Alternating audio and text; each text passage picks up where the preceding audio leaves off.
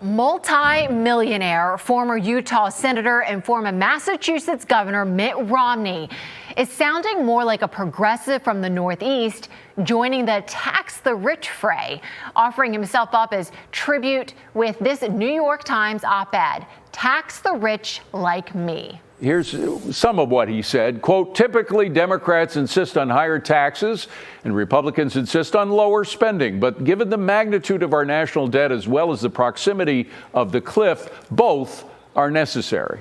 Well, the Wall Street Journal is hitting back at this assessment, writing, quote, "He can afford to pay more now, but would the 28-year-old Mitt still on the make have thought so? Raising taxes makes it harder for others to get rich."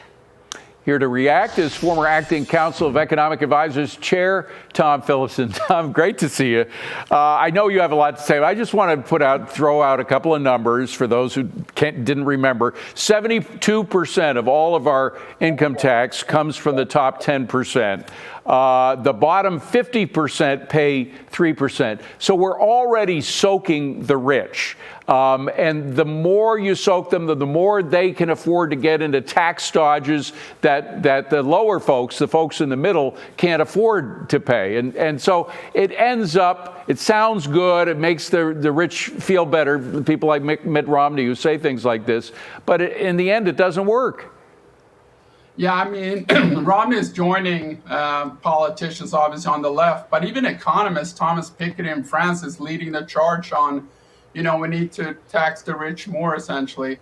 The problem with these people is that they don't understand that you don't only help the poor or other people through the government. You do so better in the private sector. In other words, you only get rich in a market economy if you help other people. That is to say, companies that sell products only sell them to consumers who value the product more than the price of the product. And economists have estimated this, about consumers value products about 20 times the price they pay. So that's a 95, if you start a risky company, you're giving away 95% of the value to the consumers by helping them, essentially. So capitalism is much more progressive than any income tax schedule, essentially, because you have the rich just spending all their effort and labor, and they basically are paying 95% of that labor to the consumers in terms of helping them. And Thomas, here's what I was grappling with.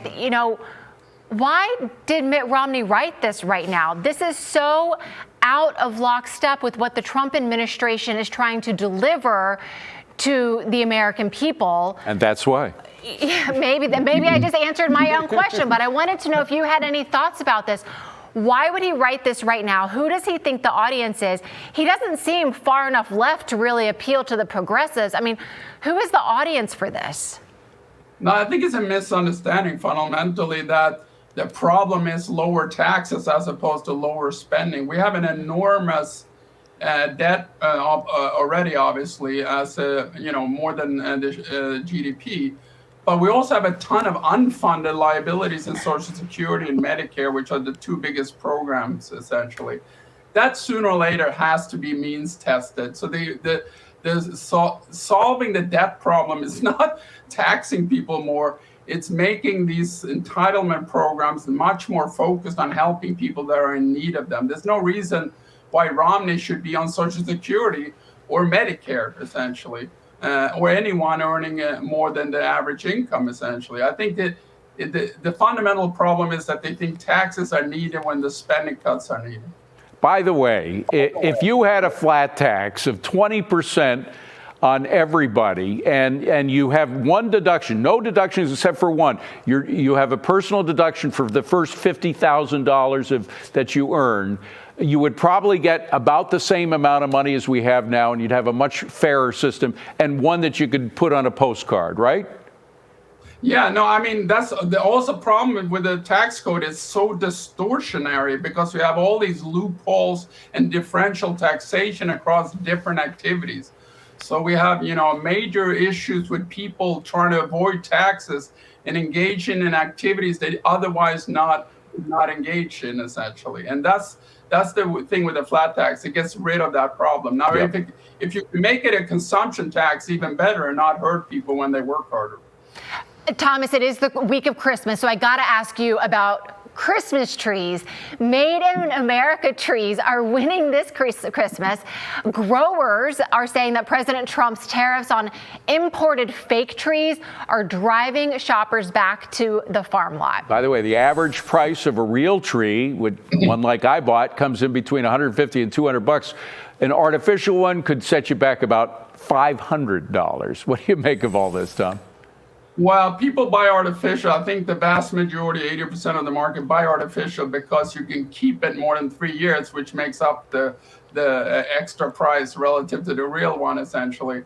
But this is, I'm the Grinch here. I don't think this is a good thing to celebrate, that, what we paid before was too high, but now we're willing to do it because Chinese trees are even more expensive.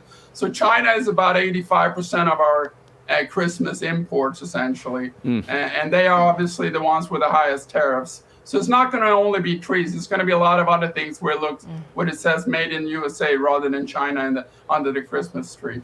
Well, I'm all about the made in the USA. I think that's great, but I will confess, I have an artificial tree. We've had it for years. David has a real tree. I got a real one that I know was made in America. Okay, Thomas, what about you? Do you have a Christmas tree this year? What do you have? I'm traveling, so I'm not traveling with a Christmas tree. It's too hard to check in, it turns out. Oh, that's true. Okay, you get a pass. Thomas Philipson, hope you have a great Great to see you, Christmas. Tom. Thank you so much for joining us. Good to see you guys.